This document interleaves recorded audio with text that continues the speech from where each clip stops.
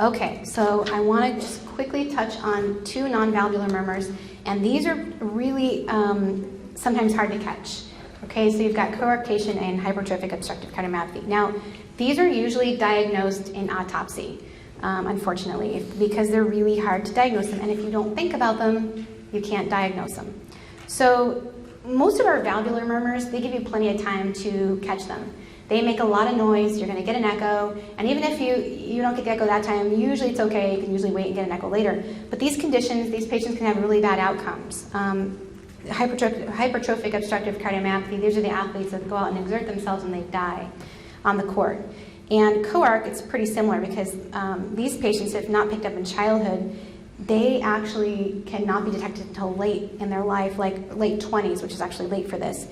And the good news, though, for them is about 85% of these patients will actually have an associated bicuspid valve, and that makes noise enough to get them picked up.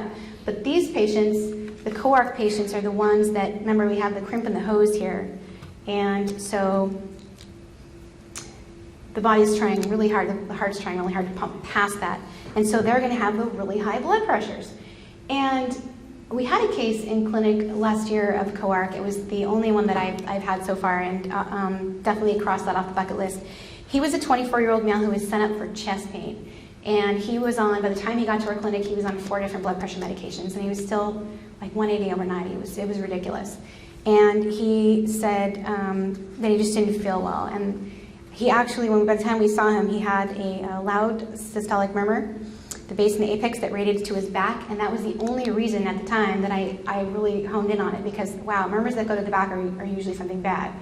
And so he also had blood pressure differences in the arms and legs, and his left arm was skinnier, I noticed. So we sent him for echo, and he had definitely coarc, and he actually got surgical repair and ended up doing well.